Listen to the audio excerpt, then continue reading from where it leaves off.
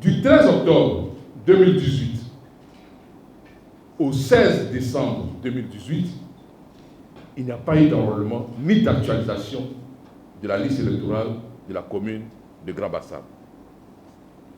Et là, ce jour-là, qu'est-ce que la qu'est-ce que la commission électorale indépendante va déclarer comme nombre d'inscrits?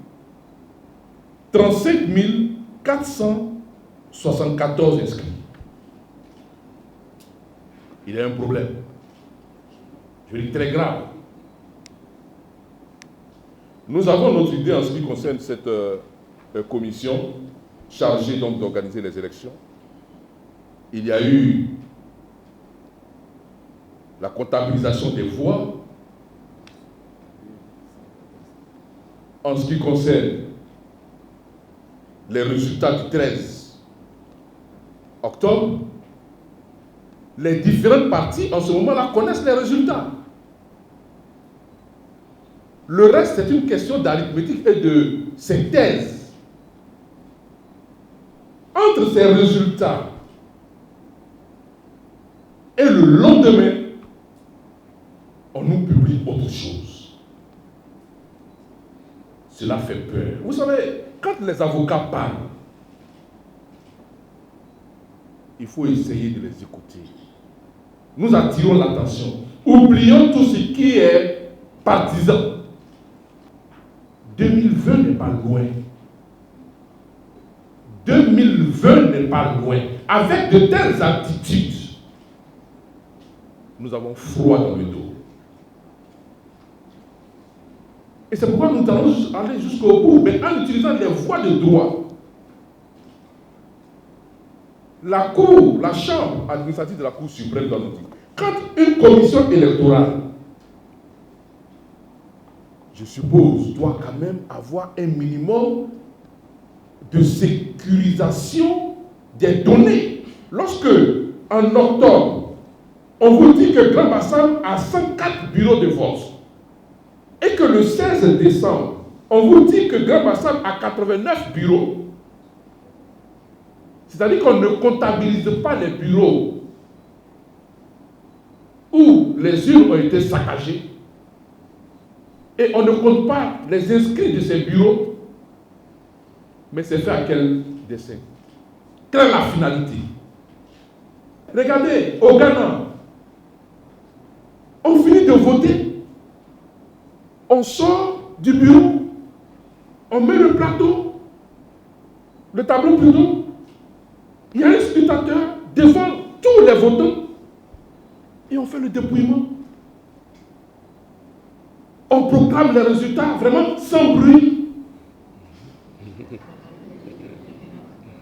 Suivez mon regard quand même. On proclame les résultats vraiment sans bruit. Et puis, on avance. Pourquoi est-ce qu'en Côte d'Ivoire, une élection doit être un rendez-vous de violence et de mort? Pourquoi? Alors, pourquoi nous disons que M.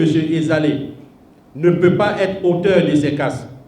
Tout simplement, peut-être que vous ne le savez pas, depuis l'élection du 13 octobre, M. Ezalé a été entendu à la police sur les événements qui ont eu lieu à Bassam pendant 10 heures de temps. Je l'ai assisté. Madame Sissé, qui est de son équipe, a été entendue à la police pendant 12 heures de temps. M. Kamagate Adama, qui est son directeur de cabinet adjoint, chargé de la ville de Bassam, est à ce jour détenu à la MACA, tout simplement parce qu'il est sur la liste de M. Ezalé. Nous sommes à 5 demandes de liberté provisoire qui ont été systématiquement rejetées. Systématiquement rejetées.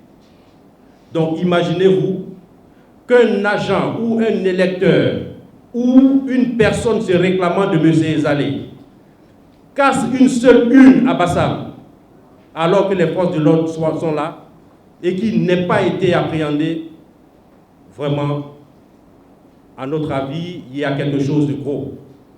Jusque-là, les seules personnes, ou la seule équipe qui a été inquiétée, c'est l'équipe de M. Ezalé, avec les auditions par-ci, avec les intimidations par-là. M. Ezalé ne pouvait pas être celui qui ait provoqué des casses à Grand Bassam. Ce que M. Ezalé recherche, ce n'est pas forcément d'être le maire du Bassam. Ce n'est pas d'être le maire du Bassam, à tous les prix.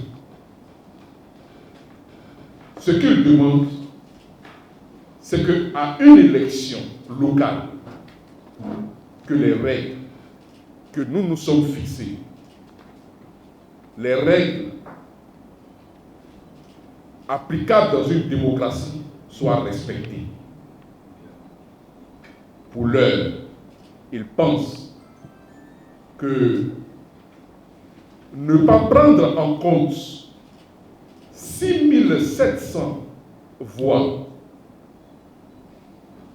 des habitants du Bassam, avec tout ce que nous avons démontré comme étant le fait pour nous d'une action savamment pensée, de telles pratiques ne peuvent pas être acceptées dans une démocratie. Ce n'est pas acceptable. C'est pourquoi nous avons fait ce recours. Si demain, la Chambre administrative de la Cour suprême nous suit et que les élections sont organisées, qu'on laisse les Bassamois voter tranquillement.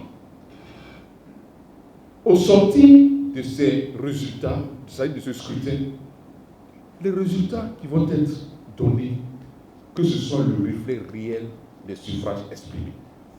Chacun va prendre acte et féliciter son adversaire.